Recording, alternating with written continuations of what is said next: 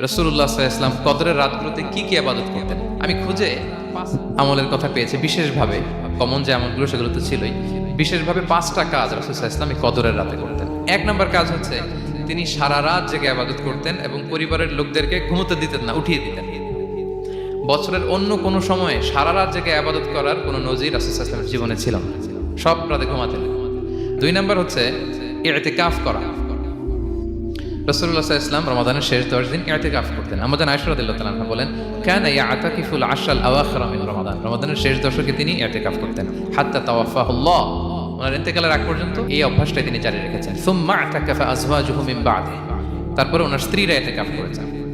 আরেক বর্ণনা এসেছে ইয়াতাকিফু কুল্লা রমাদান 10 আইয়াম, প্রতি রমাদানে তিনি 10 দিন ইতিকাফ করেছেন। কিন্তু যেই বছর তিনি ইন্তেকাল করবেন সে বছর তিনি 20 দিন ইতিকাফ করেছেন। প্রতি রমাদানে 10 দিন, আর যে বছর ইন্তেকাল করবেন সে বছর কয় দিন? 20 দিন তিনি ইতিকাফ করেছেন মসজিদে নববীতে। 3 নাম্বার হচ্ছে রাসূল সাল্লাল্লাহু আলাইহি ওয়াসাল্লাম এবং জিবরাইল আলাইহিস সালাম যৌথভাবে কোরআন রিভিশন করতেন। খুব ইন্টারেস্টিং। সারা বছর যেটা নাজিল হতো রমাদানে জিবরাইল আলাইহিস সালাম রাসূল সাল্লাল্লাহু আলাইহি ওয়াসাল্লামকে শোনাতেন, রাসূল সাল্লাল্লাহু আলাইহি ওয়াসাল্লাম আবার জিবরাইল আলাইহিস সালামকে শোনাতেন। 4 নাম্বার কিয়ামুল লাইল করা। রাসূল সাল্লাল্লাহু আলাইহি ওয়াসাল্লাম কিয়ামুল লাইল করতেন এবং কিয়ামুল লাইল শব্দটাকে রাসূল সাল্লাল্লাহু আলাইহি ওয়াসাল্লাম কদরের সাথে জুড়ে দিয়েছেন। সহিহ বুখারীর বর্ণনা তিনি বলেছেন, মান কামা লাইলাতাল কদরি ঈমানা ওয়া ইহতিসাবা গুফিরা লাহু মা তাকদ্দামা মিন যামবি।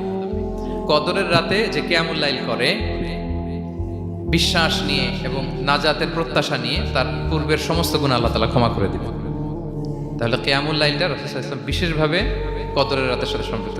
স্পেশালি সিজদা, আকরাবু মা ইয়াকুনুল আবদু মির রাব্বিহি ওয়া হুয়া সাজিদ ফাআকসিরু ফীহি দুআ।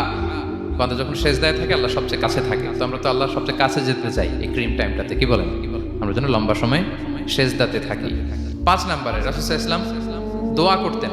এই কদরের রাতগুলোতে খুব বেশি বেশি দোয়া করতেন। দোয়া নিয়ে আমরা একটা জুমার খুতবা দিয়েছিলাম, সেখানে আমরা বলেছিলাম যে দোয়া হতে হবে খুব আন্তরিক দোয়া, রোবোটিক দোয়া যেন না। আপনার আবেগ, ভালোবাসা, মনের মাধুরী মিশিয়ে, চোখের পানি মিশিয়ে, অশ্রু সিক্ত করে এই দোয়াটা করতে হবে, তাহলে সে দোয়া আল্লাহর কাছে কবুল হবে।